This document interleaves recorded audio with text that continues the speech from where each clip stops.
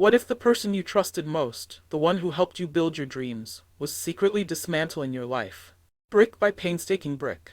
Welcome to Narrated by Abby, where we uncover true stories of ambition, betrayal, and the hidden cracks beneath even the most solid foundations.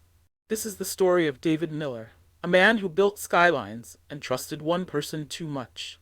David Miller wasn't just an architect, he was a creator of spaces that made people dream. His buildings were bold, intelligent, human. But more than that, David was a builder of trust, of reputation, of relationships that stood as tall as the towers he designed. And right beside him, always, was Mark Johnson, his best friend, his business partner, the co-founder of Miller and Johnson Associates. Their story began in a college dorm and seemed destined to end with a shared legacy. Their latest endeavor? A skyline-defining, eco-forward skyscraper set to reshape the city's future. It was to be their crown jewel. But as the ribbon-cutting day approached, David began to feel something shifting. Off. What he would discover over the next few weeks would shake the very foundation of his life. Because behind the gleam of steel and glass, a betrayal was growing in the shadows. It started with a permit, minor, easily correctable, but suddenly revoked. David shrugged it off. Bureaucracy. It happens. But then came a flood of new problems. A major investor withdrew, citing sudden financial instability. Contractors abandoned the project without notice. Confidential blueprints appeared, almost verbatim, in the hands of a rival firm bidding on a government contract. Each blow came quietly, but collectively, they hit like an avalanche. At first, David pointed fingers outward, at City Hall, at greedy competitors, even at industry politics, but nothing added up. The sabotage was too close, too surgical. Mark, normally unflappable, had started behaving strangely, checking his phone obsessively, brushing off questions, canceling meetings last minute. Still, David clung to trust. They had history. They had built this life together. But suspicion, once planted, grows fast, especially when every brick of your world begins to fall apart. David couldn't ignore the pattern anymore, so he did what architects do best. He mapped it out. He started keeping notes, correlating setbacks to Mark's schedule. Every investor lost coincided with a business trip Mark had taken. Every leaked document aligned with internal files only Mark had accessed. It felt impossible. Like watching a house burn while the firefighter you trusted keeps adding wood to the flames. Still, he needed proof. He installed software to track file access logs, quietly hired a digital forensics firm, pored over financial records late at night, fueled by dread and black coffee, and then the confirmation came. Encrypted email threads between Mark and a competing firm. Payments buried under shell accounts, messages discussing timelines, project vulnerabilities, even how to frame David as incompetent. The betrayal was not only real, it was strategic, but David wasn't ready to confront him. Not yet.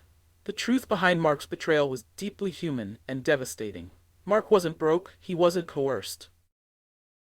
He wasn't blackmailed, he was jealous. For decades, he had played the behind-the-scenes partner, the numbers guy, the quiet strategist.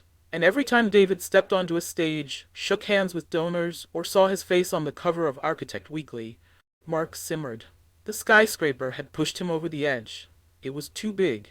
Too David. He wanted to take the firm for himself and cement his name in steel and skyline. But instead of building a legacy, Mark chose to steal one. The boardroom was packed, nervous energy bouncing off the marble walls. Mark had requested the emergency meeting. His pitch: remove David. For the good of the company. He stood confidently, spreadsheets in hand, painting David as negligent, unfit, and the cause of their recent misfortunes. David let him speak. Then, with calm precision, he slid a folder across the table, and a thumb drive. A former employee, pressured by Mark to leak blueprints, had agreed to cooperate. The forensic firm had traced every encrypted email, the payments, the meetings. One by one, David laid out the facts.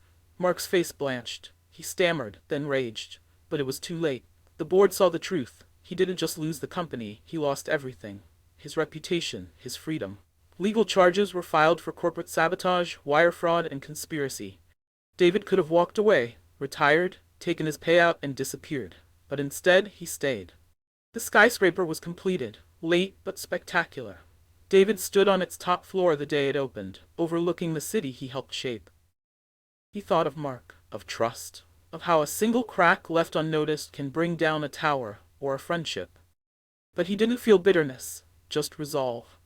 He rebuilt his firm with stricter safeguards and a new team, more diverse, more resilient. He mentored young architects, warning them, it's not just structures you have to protect, it's relationships. Years later, David returned to that same boardroom, not for crisis, but to award scholarships in Mark's name, not as forgiveness, but as a symbol of how even ruin can lead to rebirth. How every betrayal is a blueprint for who not to be and how to build again, smarter. He's often asked, would you go back and change anything? His answer?